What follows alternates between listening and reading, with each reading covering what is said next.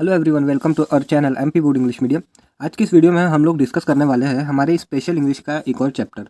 इससे पहले मैंने आपको आपके स्पेशल इंग्लिश के 3 चैप्टर्स एक्सप्लेन कर दिया हूँ, उसके साथ उसके इंपॉर्टेंट क्वेश्चन भी प्रोवाइड कर दिया। इसी के साथ साथ मैंने फिजिक्स और बायोलॉजी का इंपॉर्टेंट क्वेश्चन का सिलेबस खत्म कर चुका हूँ और केमिस्ट्री और हिंदी इंग्लिश के मैं इंपॉर्टेंट क्वेश्चन दे रहा हूँ। अगर आपने मेरे सारे वीडियोज़ नहीं देखे हैं तो उनकी आपको डिस्क्रिप्शन में लिंक मिल जाएगी, तो आप डायरेक्टली उस लिंक से सारे इंपॉर्टेंट क्वेश्चन सब्जेक्ट वाइज की जो आपको प्लेलिस्ट की मैंने लिंक प्रोवाइड की है, आप जैसे ही उस लिंक को क्लिक करेंगे आप उस प्ले लिस्ट पर पहुँच जाएंगे, तो आप मेरे सारे सब्जेक्ट के इंपॉर्टेंट क्वेश्चन देख सकते हैं। इस वाले वीडियो में हम लोग डिस्कस करने वाले हैं हमारे स्पेशल इंग्लिश के एक पोएम जिसका नाम है अवर कैजुरिना ट्री के बारे में।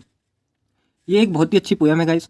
बहुत, अगर आप ये को पढ़ाई से छोड़ के अगर मैं आपको सजेस्ट करता हूँ, ये वैसे तो आपको पढ़ाई है, क्लास 12th में पूछी जाने वाली पोएम है, तो जो पोएम्स होती है और जो स्टोरीज होती है इनको अगर पढ़ाई से हटके अगर आप अपने खुद के समझने के लिए, जैसे अपन बचपन में हमारे ग्रैंड पेरेंट्स या हमारे पेरेंट्स हमको स्टोरियाँ समझाते थे, उस तरह से समझने की कोशिश करेंगे, एक नॉर्मल वे में एक स्टोरी की तरह इसको लेंगे, तो बहुत ईजीली आपको ये सारी चीज़ें समझ में आ जाएगी। तो अब हम डिस्कस करने वाले हैं हमारे अवर कैजुरिना ट्री पोएम के बारे में, जो कि लिखी है तोरू दत्त ने। तोरू दत्त एक बहुत ही अच्छी पोएट है गाइस, इन्होंने बहुत अच्छी अच्छी पोएम लिखी है, तो उन्हीं की लिखी हुई द कैजुरिना ट्री और कैजुरिना ट्री के बारे में हम डिस्कस करेंगे। तो सबसे पहले अगर आपको कोई भी डाउट आता है गाइस तो आप प्लीज़ कमेंट कर दीजिए, और कई लोग कहते हैं आपसे कांटेक्ट करना है, तो गाइस वीडियो आप एंड तक देखते नहीं है, वीडियो को एंड तक जरूर देखते जाइए, क्योंकि एंड में बहुत सारी इन्फॉर्मेशन मिलती है वीडियो की, तो वीडियो को स्किप किए बिना एंड तक देखते जाइए। अगर मुझसे कॉन्टैक्ट करना चाहते हैं तो मेरा इंस्टाग्राम है, आप डेफिनेटली मुझसे यहाँ कॉन्टैक्ट कर सकते हैं, ठीक है। तो अब हम बढ़ते हैं इस वाली पोएम के एक्सप्लेनेशन की तरफ। अब मैं आपको एक एकदम शॉर्ट तरीके में, आपको बहुत अच्छे से समझ में आ जाए ऐसे तरीके से, और सारी मतलब जो काम की चीज़ें वो एक्सप्लेन कर देता हूँ, जो कि आपके बोर्ड में आपको हेल्पफुल रहेंगी अच्छा स्कोर करने के लिए। बहुत ही शॉर्ट तरीके से आपको सारी पोएम में अच्छी तरह से समझा देता हूँ, ठीक है। तो हम स्टार्ट करते हैं अवर कैजुरिना ट्री को। तो कैजुरिना ट्री को स्टार्ट करने से पहले आपको ये ध्यान रखना है कि इसको लिखा किसने है। तो इसकी पोएट है जो वो है तोरू दत्त। तोरू दत्त एक फीमेल पोएट है, बहुत अच्छी पोएट है, ठीक है। इनकी लिखी हुई पोएम्स बहुत अच्छी होती है। तो आपको एक इसका ब्रीफ इंट्रोडक्शन, ब्रीफ नहीं है गाइस, एक शॉर्ट इंट्रोडक्शन दे देता हूँ कि जो पोएट है वो अपनी चाइल्डहुड मेमोरीज को बताती है इस कैजुरिना ट्री के थ्रू, कि कैसे वो बचपन में खेला करती थी, कैसे उसके भाई बहन खेलते थे, और क्या उस ट्री की वैल्यू है उसकी लाइफ में, ये सारी चीज़ें तोरू दत्त अपनी इस पोएम में बताती है। तो अब हम स्टार्ट करते हैं हमारी मेन पोएम को। तो ये पोएम की समरी है। आपको ये जो समरी आप देख रहे हैं, ये मैं जो डिस्क्रिप्शन में आपको एक PDF प्रोवाइड करूँगा, उसमें आपको समरी मिल जाएगी। इसके अलावा आपको हिंदी में भी समरी मिल जाएगी, ठीक है। तो अब मैं आपको पोएम एक्सप्लेन करता हूँ। तो अब आपके मन में जितनी सारी चीज़ें चल रही हैं उनको थोड़ा साइड में रख के कॉन्सेंट्रेट करिए जो मैं बोल रहा हूँ उस पर, ठीक है। This poem is a description of a casuarina tree. ये जो पोएम है ये डिस्क्राइब करती है कैजुरिना ट्री के बारे में। Here casuarina tree is used for a big banyan tree which grow in the house garden of the poet. यहाँ पे जो कैजुरिना ट्री है वो यूज़ किया है एक बड़े बनियान ट्री के लिए। ये जो बरगद का पेड़ होता है उसके लिए कैजुरिना ट्री को यूज़ किया है, जो कि जो पोएट है हमारी तोरू दत्त उसके घर के गार्डन में लगा हुआ है, ठीक है। The creeper grew like a huge python winding round and round the tree. जो क्रीपर होती है, यानी जो ऐसा एक पेड़ आपने देखा होगा उसमें जो लता है यानी बेल जो हम बोलते हैं, जो छोटी छोटी बेल रहती है, वो बेल ऐसी चढ़ते रहती है। तो पोइट ऐसी कहती है कि जो क्रीपर्स यानी जो बेल है वो उसको ऐसा लगता है कि एक बड़े से पाइथन, एक बड़े से स्नेक की तरह जो पेड़ पे लिपटी हुई है, ऐसा तोरू दत्त को लगता है कि जो उसका कैजुरिना ट्री है, उसका प्यारा कैजुरिना ट्री है, उसकी जो मेन जो ट्रंक है उस पर जो बेल है, जो लताएं है, वो इस तरह लिपटी हुई है जैसे कि उसे लगता है। जो क्रीपर्स यहाँ पे वर्ड यूज़ किया है, जो लताएं होती है, जो छोटी छोटी बेल होती है, उसके लिए यूज़ किया गया है, रनर जिसको हम बोलते हैं। तो वो ऐसी लिपटी हुई है पेड़ से कि उसे ऐसा लगता है कि एक पाइथन है जिसने पेड़ को पूरी राउंड एंड राउंड करके घेर के रखा है। The tree grow very high. जो पेड़ है कैजुरिना ट्री, बनियान ट्री जैसे आपने देखा होगा, बरगद का पेड़ काफ़ी बड़ा होता है और काफ़ी हट्टा कट्टा और एकदम मोटा सा पेड़ होता है बरगद का। तो जो पेड़ है वो बहुत हाई, बहुत ऊंचा फलता फूलता है, बहुत बड़ा होते जाता है। No other tree could grow near it.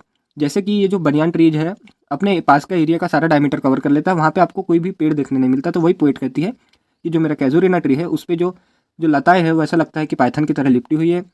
जो मेरा कैजुरिना ट्री है वो बहुत ऊपर और बहुत ऊंचा बढ़ रहा है और उसके आसपास कोई भी पेड़ नहीं उगता। द बर्ड्स एंड द बीस overflow over it with with their sweet songs. तो जो बर्ड्स होती है, जो अपने कोयल हो गई या अदर्स जितनी भी बर्ड्स आती है, वो उस पेड़ के आजू बाजू घूमते रहती है, उस पर बैठती है। और जो हनी बीज होती है वो भी उस पेड़ में अपना छत्ता बनाती है। इस तरह की जो सारी नेचुरल एक्टिविटीज़ है वो उस पेड़ के आजू बाजू होती है, और वो जो पेड़ है उसके आजू बाजू घूमते हुए जो पक्षियाँ है बहुत अच्छा और बहुत ही स्वीट सॉन्ग को भी सिंग करती है। Man use to repose under its shade. तो नॉर्मल सी बात है, पेड़ बहुत बड़ा है तो उसकी छाँव भी बहुत ज़्यादा होती है। तो जो बाकी जो राहगीर चलते रहते हैं, जो रास्ते से आने जाने वाले रहते हैं, कई लोग जो रहते हैं, थके जो लोग रहते हैं, वो उसकी छाँव के नीचे आराम करते हैं। The poet was also delighted to rest here. जो पोएट है हमारी तोरू दत्त है, वो भी इसकी छाँव के नीचे रेस्ट किया करती थी और इसे बहुत मज़ा आता था उसकी छाँव के नीचे बैठने में। It look very attractive during winters. जैसे ही ठंडियों का मौसम आता था तो जो पेड़ है वो काफ़ी अट्रैक्टिव लगता था, ऐसा हमारी पोएट कहती है। जो उसका कैजुरिना ट्री है वो ठंडी के मौसम में बहुत बहुत ही सुंदर दिखता था। The cuckoos use to hail the day from its the cuckoos use to hail the day from its, ये वर्ड यहाँ पे थोड़ा हो गया guys. It was very beautiful and vast. तो जो कुक्कू होती है, ठीक है, जो कोयल होती है, वो उस पेड़ के आजू बाजू घूमते हुए सारे दिन भर गाना गाती रहती थी, हेल करती रहती थी, उसके आजू बाजू घूमते रहती थी और वो जो सीन रहता था वो काफ़ी ब्यूटीफुल और बड़ा रहता था। ठीक है, तो आप जैसे सोच इमेजिन करिए गाइस, ऐसी चीज़ों में इमेजिनेशन बहुत ज़्यादा काम आती है। एक बड़ा सा पेड़ है, उसके आजू बाजू जो कोयल है वो घूम घूम के गाना गा रही है, कितना ब्यूटीफुल नज़ारा होता था। तो ऐसा हमारी पोएट कहती है कि जो कोयल है उसके आजू बाजू घूम घूम के बहुत ही स्वीट सा सॉन्ग गाती है। Its magnificence laid in the fact that the poet has grew several memories of her childhood under this tree. ये सारी चीज़ें पोएट जो बता रही है, तोरुदत्त ये सारी चीज़ें बता रही है, तो इससे ये रिवील होता है कि उसने अपनी चाइल्डहुड, बहुत सारी उसकी बचपन की जो मेमोरीज़ है वो उस पेड़ के नीचे, पेड़ की छाँव के नीचे, उस पेड़ के साथ बहुत सारी उसकी चाइल्डहुड मेमोरीज, उसकी बचपन की बहुत सारी यादें जुड़ी हुई है। ऐसा हमारी पोएट कहती है कि मेरी जो बहुत सारी सेवरल मेमोरीज यानी बचपन की बहुत सारी यादें इस पेड़ से जुड़ी हुई है। The memories of her dear one is also attach to it.